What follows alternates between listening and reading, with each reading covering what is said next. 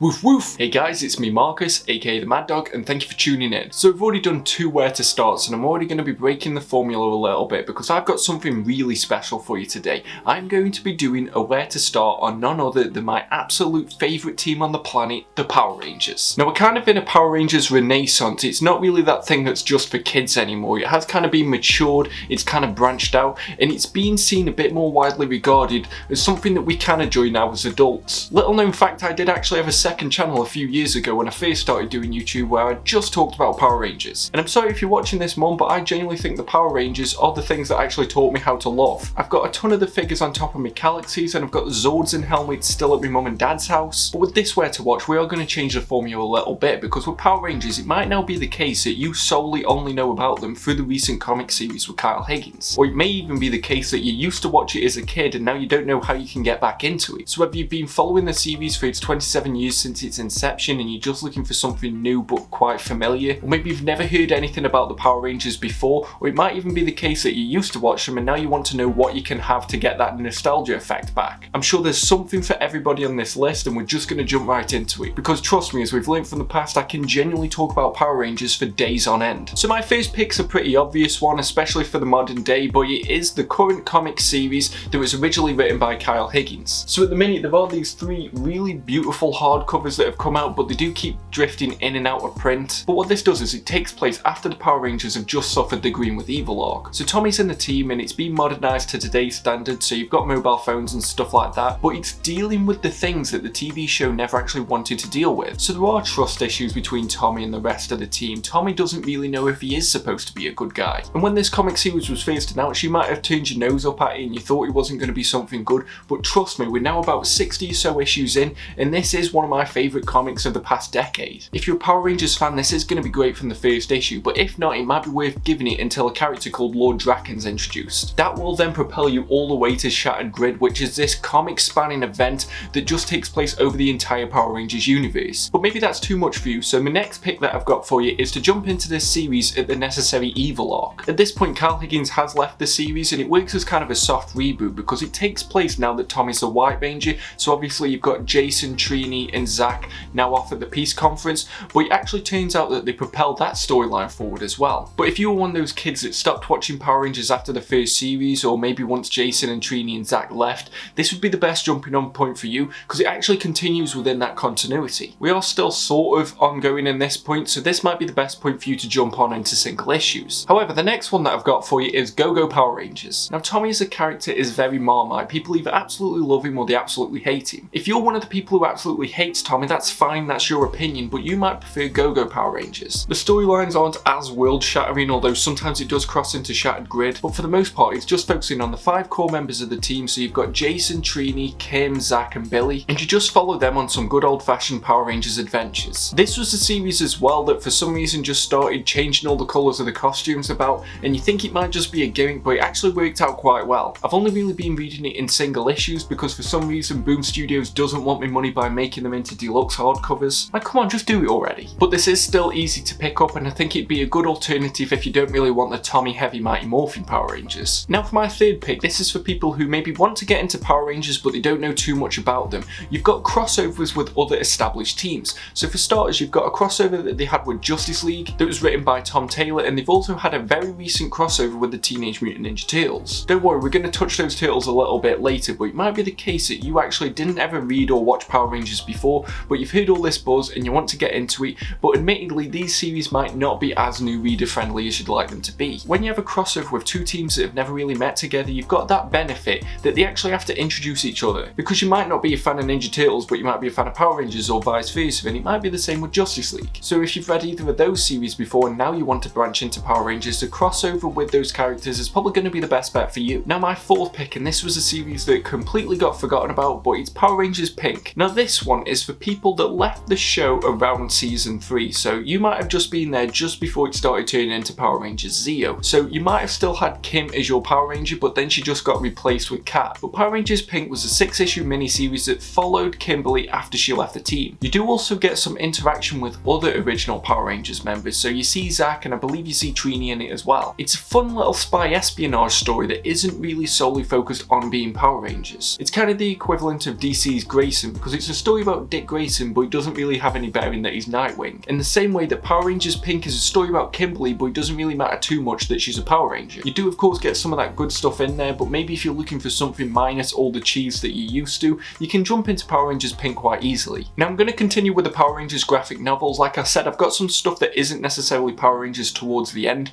but just wanted to lump this all together. Now when Boom acquired the license for Power Rangers, they wanted to cater for all kinds of audiences. And with that, there is a very nostalgic fan base that maybe didn't want the commitment of one of these massive long-standing series that they have to read in single issues. So Boom Studios started making original graphic novels, and so far the two that I've read are quite good. So the first one is Power Rangers Solo the Dragon, and it follows Tommy about 20 or so years after he was a Ranger. It's a story involving his son, and you also get to see how his son delves into the Power Rangers universe as well. I'm not even going to tell you who he had the kid with because it's a little bit of a spoiler, but this genuinely feels like a graphic novel for people who wanted a Power Rangers story that sort of respected the time that's gone since the original series. The second one is Power Rangers A Psychopath. Now this one is just a recipe for success and I really enjoyed it. My second favourite Power Rangers team of all time is Power Rangers in Space, and I'm going to talk about them a little bit later, but the reason why I really like Power Rangers in Space and the reason why they've been remembered so long after is because of the Psycho Rangers. The success or failure on a superhero series depends entirely on how good their reverse evil versions are. Now the first time Power Rangers tried this in Mighty Morphin didn't really work. The second time they tried it with the Psycho Rangers worked. It was so good. It was the highlight of that entire show. Now this series solely focuses on Andros and Karone actually fighting the Psycho Rangers again. Even though we got quite an ample amount of Psycho Rangers, if you were disappointed by the time they left because, you know, they were the best enemy in Space, they've given you that series that maybe if you jumped off at that point after Zordon was out of the picture, he was the perfect book for you. Now the third one in this set so far, and hopefully they continue with other graphic novels, I'm putting it on here because I'm going to guarantee it's going to be good because I need it to be good, and that is Power Rangers Sins of the Future. I said In Space was my second favourite Power Rangers team of all time, and that's because the first one, without question, is Power Rangers Time Force. And genuinely, it's been nearly 20 years and I am still heartbroken and a bit traumatised at the fact that we never actually got a solid answer as to what happened with Wes and Jen. Finally, after years of wishing, after years of hoping, after years of dreaming, after years of, I'm not even ashamed to admit it, crying, it looks like Boom Studios is finally going to answer the question as to what happened between Wes and Jen. It follows Wes as he's part of the Silver Guardians. I'm hoping Eric shows up in it as well, and Jen seems to have that look that she's got when she was in the Wild Force crossover. I'm putting this on this list in the hopes that it turns out to be great and that we all buy it, that we show that there's still that love and respect for Power Rangers Time Force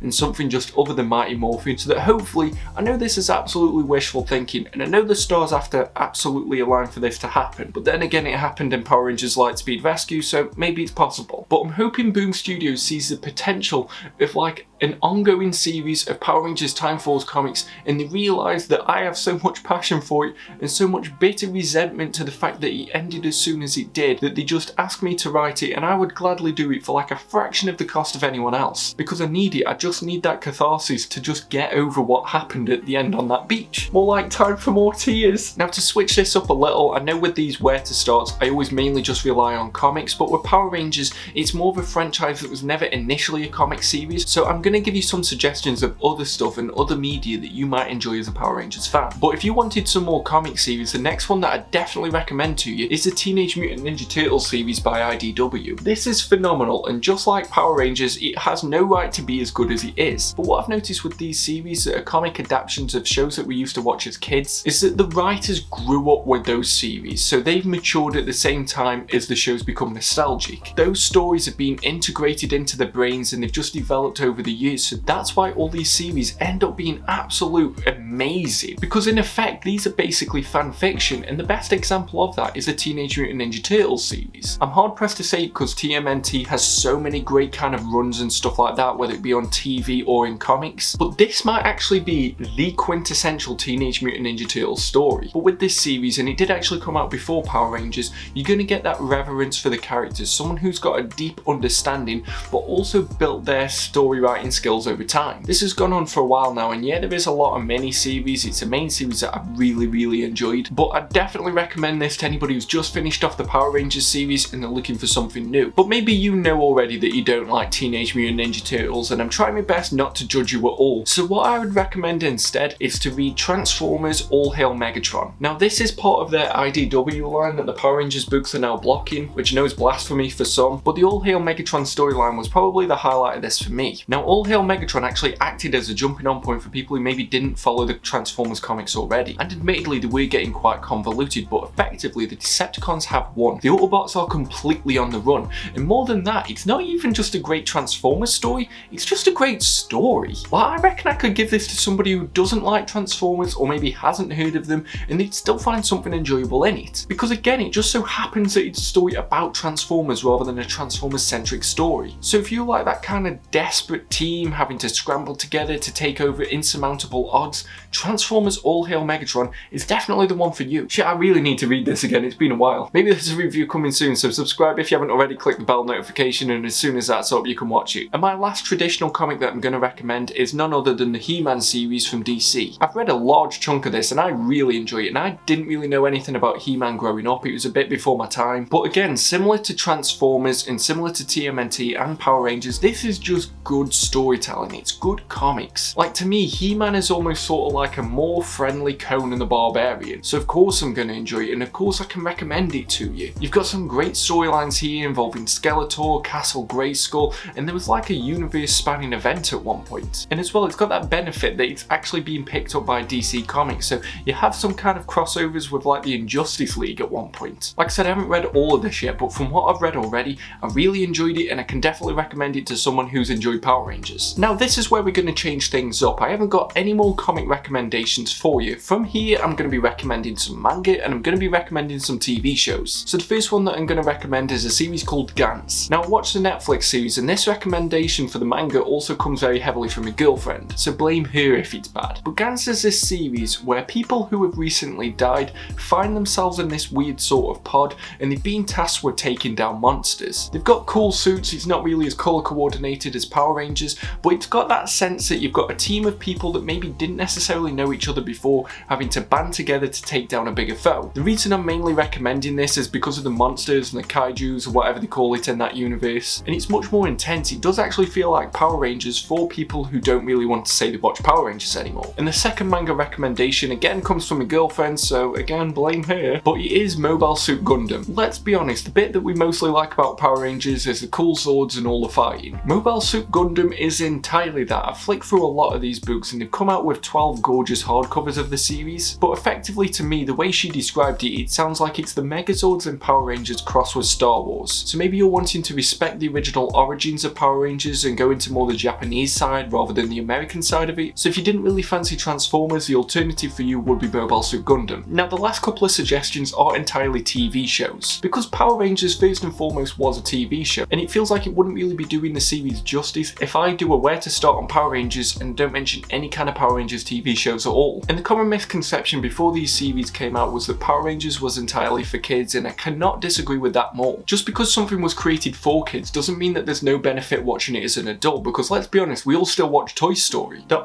often those anomaly series that just came out of nowhere that really felt like they actually weren't for kids. And the three that I'm going to recommend to you actually had the same kind of interesting backstory towards how they actually got created. So the viewership for Power Rangers ebbs and flows, you know, people get bored of it, people want to move on, and that's why the series often got a new costume change every single season, so that it could trick kids into thinking it was new. But even that gimmick could wear off from time to time, and it looked like Power Rangers was often going to get cancelled. And for each of those series, the production team were told that this was the last series of Power Rangers that was going to be made. So the production team and the writers took it on themselves to actually write a series that they were enjoying and that they wanted to film to the end. And the first series that looked like it was going to be the last was none other than Power Rangers in Space. I love Power Rangers in Space. I remember when this was coming out as a kid, and I made sure that I watched it and taped it at the same time just so that I could watch it again after it was finished. You've got one of the coolest Red Rangers, Andros, and he was working on the Astro Mega ship. He was the Red in Space Ranger, and he was working on his own. He didn't want a team, and throughout the series you realise why exactly that was. But he wants to take out Dark Spectre, so his storyline incorporates directly into the main Mighty Morphin Power Rangers continuity. But at the same time, you don't need to have watched all 5 of the series before to understand exactly what's happening. But there are some fantastic story arcs on this. So you've got the Once a Ranger, where you see a previous Ranger returning. You've got the entire arc with the Psycho Rangers. They even brought back Justin from Power Rangers Turbo and didn't make me hate him. You've got the Zane storyline where you get the incorporation of a new 6th Ranger, but you also get to learn about Andros. And it all culminates into the ending of Countdown to Destruction. This was the biggest thing that had ever happened to me when I was a kid, because you just felt the sense that the world was ending and Andros is being forced with this immeasurable task that he just has to complete or see the world be destroyed. And beyond just that, you've got fantastic villains. So you've got Astronomer, you've got Dark Spectre, you've got Ecliptor, you've got the Psycho Rangers. So Power Rangers in Space is definitely one that I'd recommend if you read the comic series and you're wondering what's happened in the show. But maybe you don't want that continuity at all. So therefore, I would recommend, and if there's one thing that I'd wish people would watch as a result of this video, if they're still even watching till now, is of course Power Rangers Time Force. Power Rangers Time Force. Oh my god, I love this show. I almost got a tattoo of the emblem that they flash every time they're going to arrest someone. But again, Power Rangers Time Force, Saban was told that this was the last series that they were going to write because the show was moving across to Disney. So they just went for it. They told this dark series that really follows like stories of love, it follows stories of betrayal, and it deals with issues of class and race, and it's just great. But honestly, the final 3 episodes, The End of Time, just phenomenal. These are my favourite 3 episodes of anything ever. Maybe it's just nostalgia, but to me, if you said I could watch the final 3 episodes of Breaking Bad Season 4 or the final 3 episodes of Power Rangers Time Force, I'm probably going to choose the final 3 episodes of Power Rangers Time Force. I'm not going to lie, this ending has me blubbering like a baby on so many occasions. You've got the scene with Eric, you've got the scene on the beach, you've got the ending with Rancic. I know I've used this phrase quite a lot already on this video, but this series of Power Rangers had no right to be as good as it was. Damn, I want to watch Power Rangers Time Force now. This is the show that, you know, when your girlfriend goes to see a friend or goes to see the family or goes and has a bath and you've got like an hour to yourself, Power Rangers Time Force is the thing that I always watch. And the final direct Power Rangers series that I'm going to recommend to you is none other than Power Rangers RPM. Get in gear! God, I'm in the minority, but I love that theme song. Again, I'm sorry to repeat the same story, but Power Rangers RPM was going to be Disney's last series on the show. And it actually was, and they didn't think that they were going to get another one after Jungle Fury. But they did, and they didn't really want to adapt the childish aspects of Go Onja, which was the Super Sentai series that RPM was based off. So they just completely threw everything out the door and they just decided to do their own show. The concept of this is basically, imagine that Skynet from Terminator had actually won and taken over the world, but also turned the world into a Mad Max era kind of landscape. So you've got the domed city of Corinth, and that's where the majority of the planet is left and living. A computer virus called Vengeance just took over the world and took over all their operating systems. And you've got this eccentric mentor in Dr. K who you learn so much about, and she turns out to be the most interesting non-Power Ranger character in Power Rangers. But she develops these Power Rangers suits so that they can hopefully fight off Vengeance. This is the most modern series of Power Rangers that I can actually recommend to you, and I do think this is one of the darkest. And as well, it didn't just rely on the Red Ranger to tell a storyline. You got an interesting one with the Black Ranger, with the Green Ranger,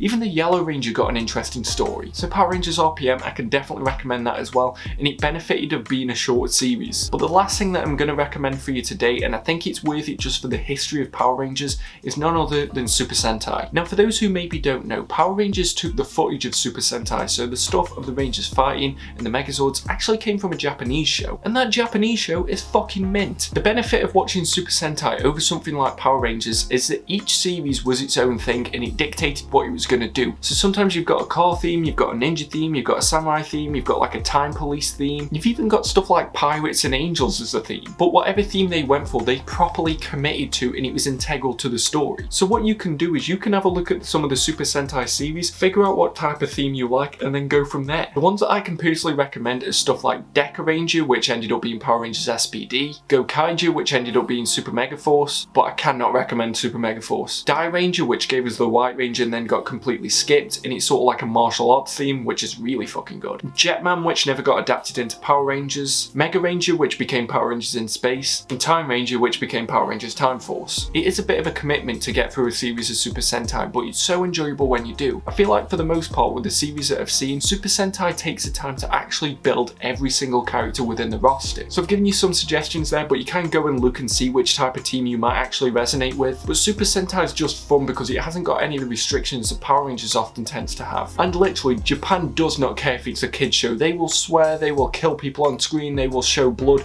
So effectively, like a Japanese kid show is the equivalent to something that'd be like rated 12 12 or maybe even 15 in the UK. But those are all the suggestions that I've got for you. I know this video might have been quite long, and I apologise if I got too hyped, but like I said, Power Rangers is my thing. I don't think I would have ended up writing if it wasn't for Power Rangers. I don't think I would have ended up doing YouTube if it wasn't for Power Rangers. And honestly, I don't even know if I would have got into comics if it wasn't for Power Rangers. So this was something very near and dear to my heart, and hopefully you've enjoyed it. Hopefully you've learned something. If you like this video, please give it a thumbs up. If you didn't like this video, why did you get this far? Subscribe if you haven't done so already. Remember to click that bell notification and check out some of my links. I'm always posting as many deals as I can find on my Instagram stories. And comment below, what's your favourite Power Rangers team if you've got one, or what would be the one that you would start with having looked into it. I've also got a playlist of other where to starts that I've done, and this is a series that I'm going to continue with. But more than anything, just remember to stay safe, keep reading, and keep barking all you mad dogs, and I'll see you at the next video.